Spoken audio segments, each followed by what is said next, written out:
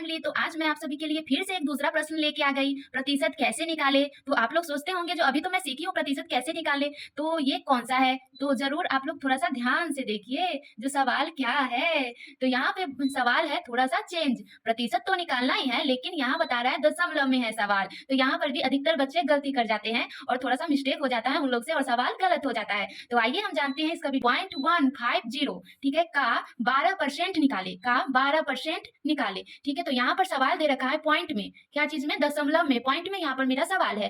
तो चलिए स्टार्ट करते हैं बनाने का। तो यहाँ पे लिखेंगे 0.150 और का मीन्स पता है आप लोगों को, बच्चे को पता है का मीन्स होता है गुना, का आई मीन गुना। तो यहाँ पर मैं गुना का चिन्ह दे दी और यहाँ पे सबको पता होता है जो परसेंट का मतलब होता है 100, परसेंट का मतलब होता है 100। जैसे 1% तो 1/100। तो यहाँ पर है 12% तो 12 उसके बटा में 100, उसके बटा में 100। अब आप लोग सोचते होंगे इसको मैं काट देती हूँ। अरे भाई ऐसा नहीं बनाना है, काटेंगे तो ये तो गलत ही हो जाएगा सवाल। तो यहाँ पर देखना है जो ये क्या है बीच में दे रखा, तो इसके बटा में क्या होगा 100, इस जिसके बटा में कुछ नहीं होता है तो वहां पर क्या मानेंगे हम लोग 1। उसके बटा में कुछ नहीं है, इसका मतलब क्या होता है एक, सबका मालिक एक, ये तो सबको पता है। तो यहाँ पर मैं इसका एक मान लेती हूँ, इसके बटा में कुछ नहीं है इसका मतलब एक, इसका मतलब एक। ठीक है, तो अब सोचेंगे जो ये दशमलव कैसे हटाए, तो दशमलव को मैं ऐसे इसको उड़ा दूंगी। अब उड़ाने के बाद आप सोचेंगे जो यहाँ पर जीरो कितना होगा, तो देखिए ऊपर दशमलव हटाने के बाद उसके बाद कितना नंबर है, कितना नंबर है, जितना नंबर होगा उतना मैं यहाँ पर जीरो डाल दूंगी। ठीक है, इतना सिंपल है। ठीक है, तो आइए देखते हैं। तो यहाँ पर कितना जीरो है, 1 आई मीन नंबर है 1 2 3, कितना नंबर है 1 2 3, उसके बाद है दशमलव। तो यहाँ पर 1 के पास कितना होगा 1 2 3 0, कितना जीरो 3 0। ठीक है, अब मैं इसको आप लोग से थोड़ा सा आई मीन यहाँ पर खिचड़ी जैसा पक जाएगा इसलिए मैं इसको थोड़ा सा नीचे लिखती हूँ। ठीक है, तो ऊपर होगा 50, उसके बटा में 1000 और गुने ऊपर है 12/100, ऊपर क्या है 12/100, ऊपर 12 और नीचे 100, सॉरी 100। तो यहाँ पर देखिए, तो यहाँ पे मैं क्या करूंगी, एक जीरो से एक जीरो खल्लास, एक जीरो से एक जीरो खल्लास। ठीक है, तो यहाँ पर फिर होगा एक जीरो से एक जीरो खलास हो गया, तो यहाँ पे 15 बटा में 100 बटा में 100 गुने इधर 12/100, 12/100। तो आप सिंपल तरीका से इधर ऊपर के ऊपर गुना कर ले। ठीक है, जिससे मुझे आसानी होगी और बहुत ज्यादा आसान भी है। ठीक है, तो यहाँ पर मैं सबसे पहले गुना करती हूँ। तो 12 पंचे क्या होता है 60, 12 पंचे 60, तो 60 क्या होगा, यहाँ पे लिखती हूँ 60 का जीरो, बचा हासिल 6, हासिल बचा मुझे 6।